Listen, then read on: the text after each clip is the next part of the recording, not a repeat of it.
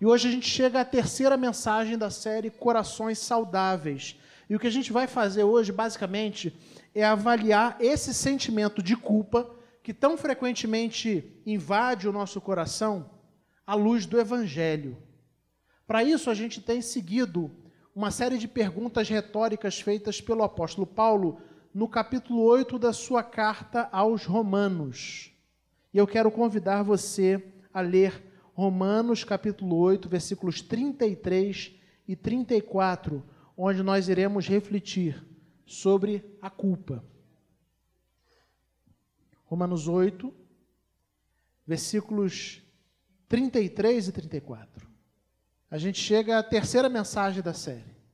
E eu não sei se você percebeu que a cada mensagem a gente percebe que essas perguntas, elas afirmam verdades que são fundamentais.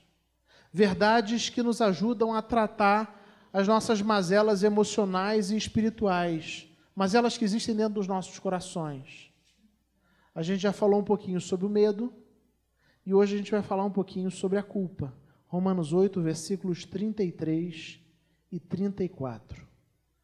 Diz assim a palavra do Senhor: quem fará alguma acusação contra os escolhidos de Deus? É Deus quem os justifica. Quem os condenará?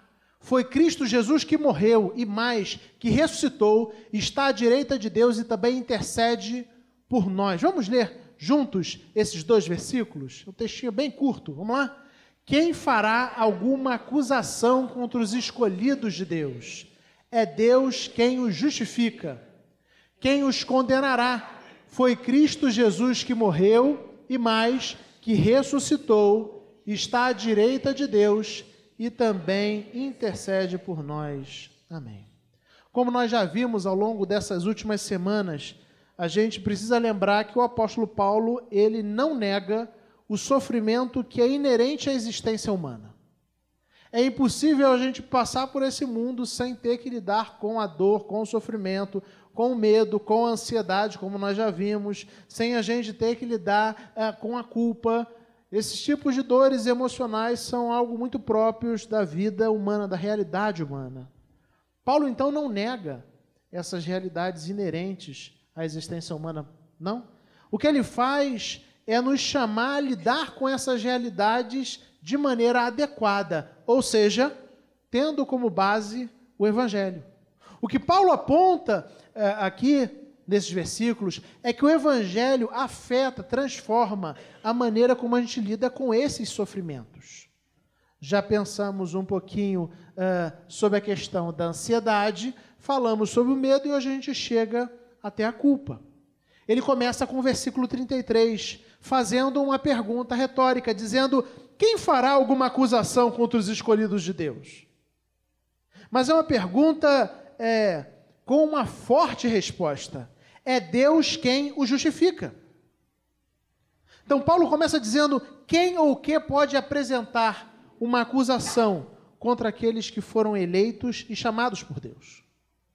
Quem pode? Sua resposta é contundente. O próprio Deus é quem declara o seu povo justo e justificado. William Hendrickson, conhecido comentarista bíblico, no seu comentário aos Romanos, ele faz uma afirmação muito simples, mas também cheia de segurança quando ele fala desse versículo. Ele diz assim: quando Deus justifica uma pessoa, todas as acusações perdem imediatamente a validade. Quando nós somos justificados por Deus, quando Deus nos declara justo, não importa quem ou o que nos acusa, simplesmente tudo isso perde a validade. Sejam os nossos tribunais internos, quando nós nos sentimos culpados pela nossa consciência, pelo nosso senso de inadequação, sejam os tribunais externos, quando as pessoas olham para a gente e emitem juízo de valor sobre as nossas ações, nada tem o poder de fazer uma acusação contra os eleitos de Deus. E a razão é simples.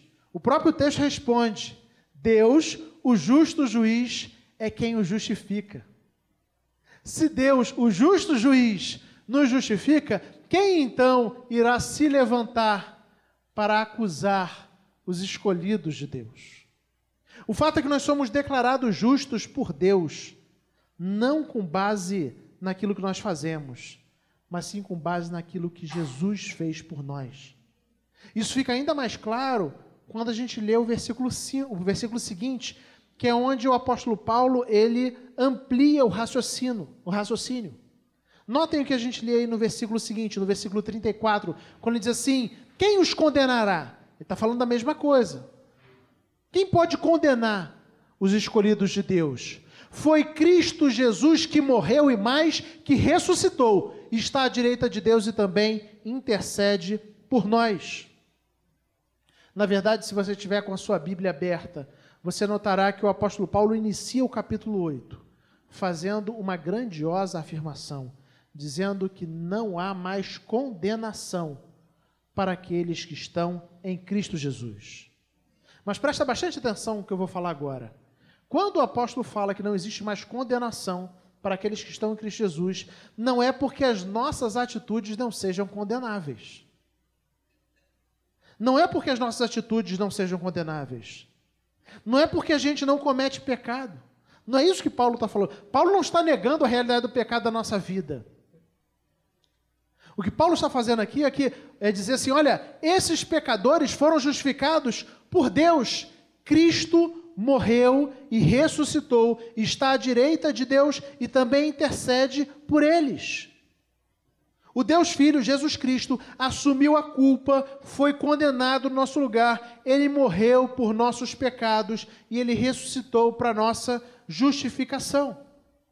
Você percebe que quando o apóstolo Paulo questiona quem pode levantar algum tipo de condenação, acusação contra os eleitos, ele não está falando que os eleitos são pessoas perfeitas, irrepreensíveis. Não. Ele está dizendo assim, Jesus viveu, morreu no lugar deles e ressuscitou para a justificação deles. Não existe culpa e não existe condenação para quem está em Cristo, porque Cristo assumiu a culpa e a condenação em nosso lugar. Não porque não sejamos falhos. Não há condenação, porque Jesus morreu e ressuscitou em nosso favor. É como o próprio apóstolo Paulo diz lá em 2 Coríntios, capítulo 5, versículo 21, Deus tornou pecado por nós, aquele que não tinha pecado, para que nele nos tornássemos justiça de Deus.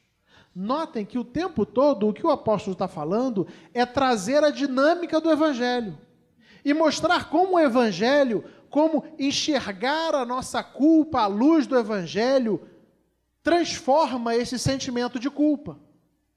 Paulo diz, não existe condenação. Cristo morreu, Cristo ressuscitou. E aí, no versículo que nós lemos, versículo 34, perceba que os dois primeiros verbos eles são traduzidos no passado. Ele morreu lá atrás e ele ressuscitou lá atrás.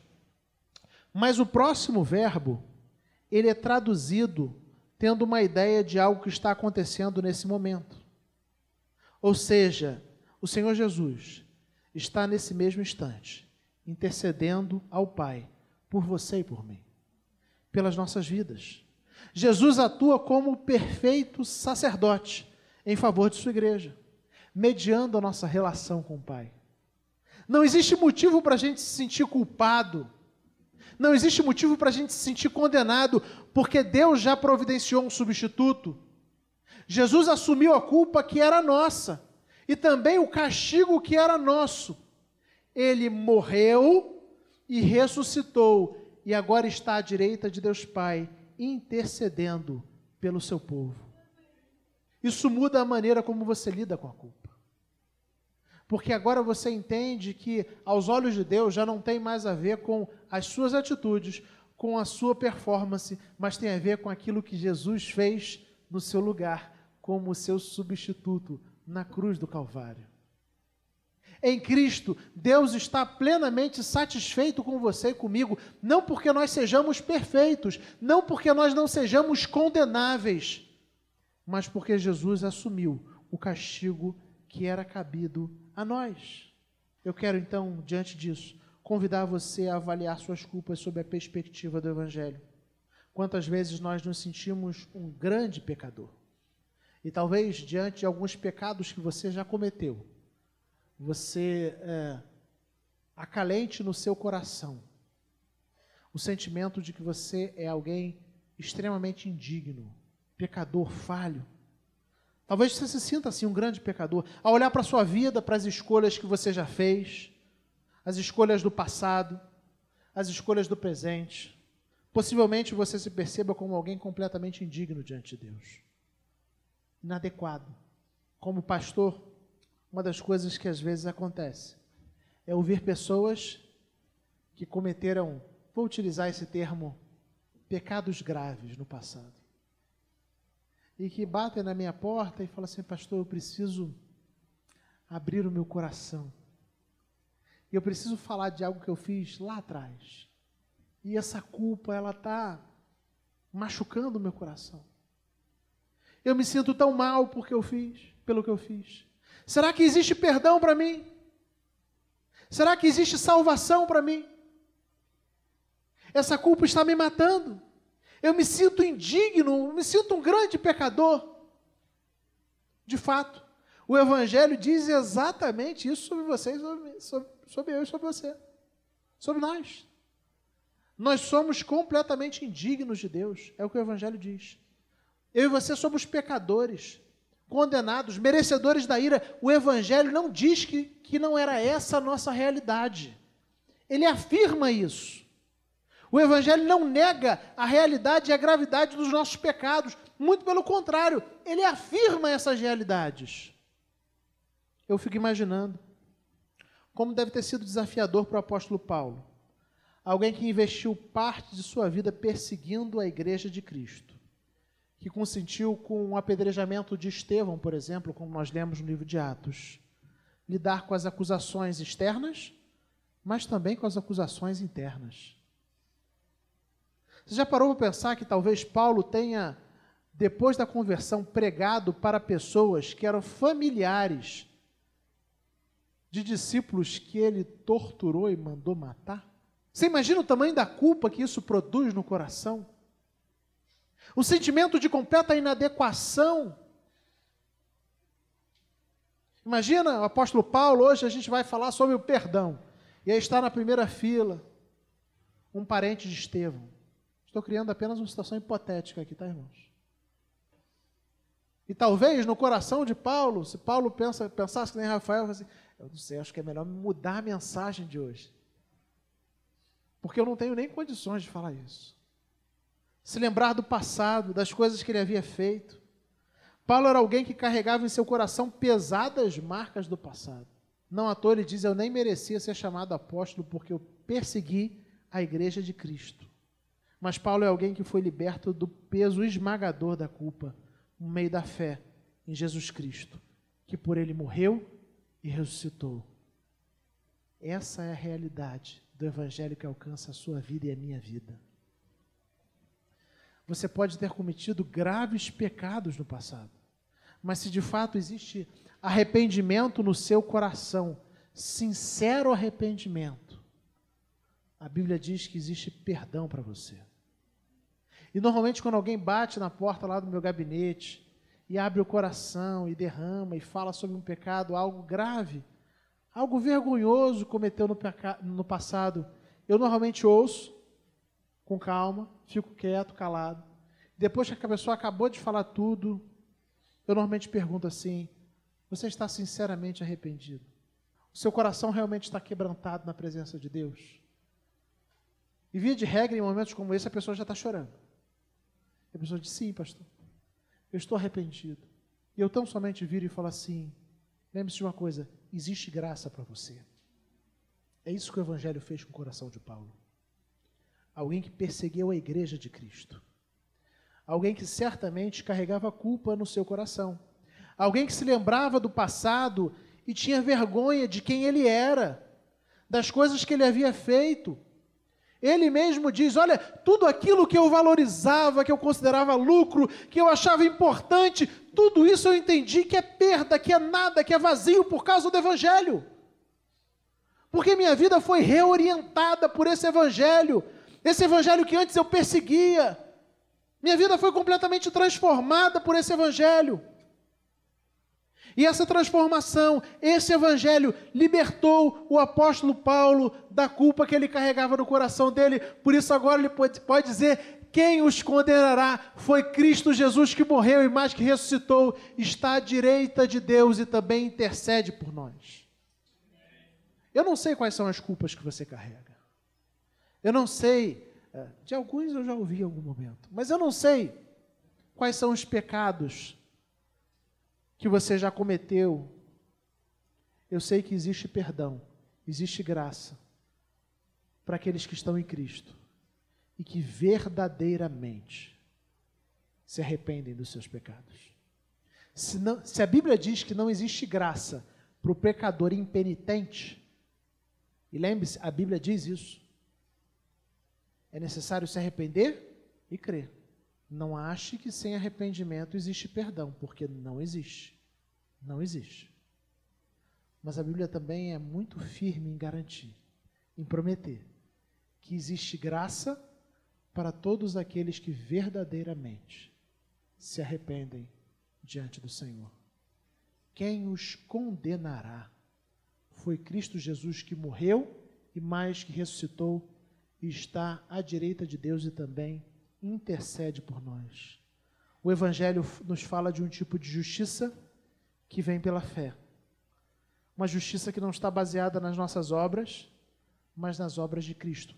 Foi Cristo que morreu. Foi Cristo que ressuscitou. É Cristo que está à direita de Deus Pai intercedendo por nós. O Evangelho não fala de culpa, mas do Deus que em Cristo nos aceita. E eu acho isso fantástico, porque o Evangelho não nega a nossa miséria, mas ele tão somente diz assim: olha, a miséria não precisa ser a última página da sua história. Se arrependa e creia em Cristo. Se arrependa dos seus pecados, porque existe graça para você, existe misericórdia para você.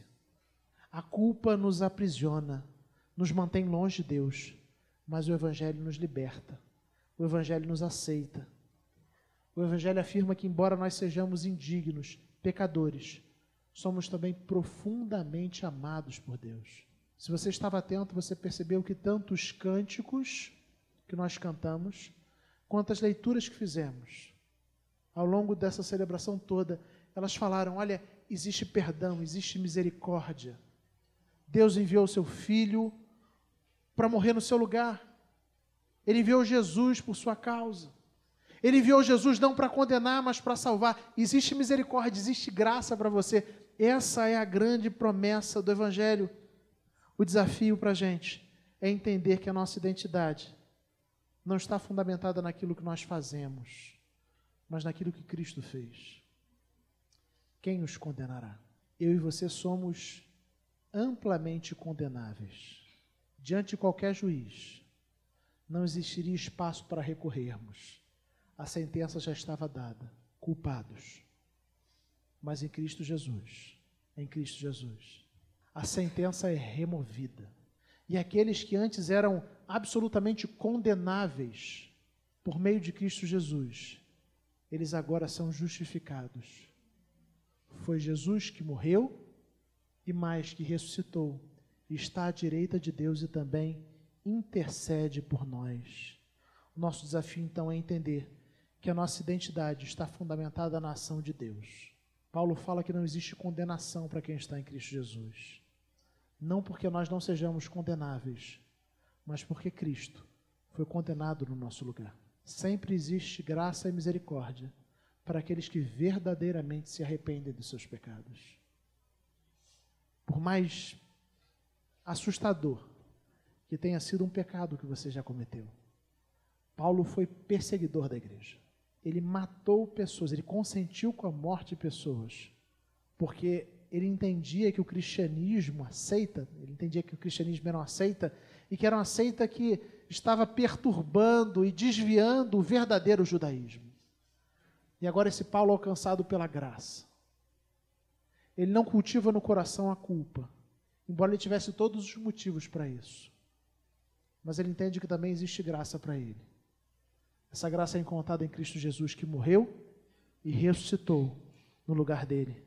Eu quero então concluir lembrando você que o Evangelho liberta você da culpa do pecado, porque ele fala de quem você se torna em Cristo Jesus. Em Cristo Jesus nós não somos mais condenáveis. Em Cristo Jesus nós somos justos, justificados pelo Senhor.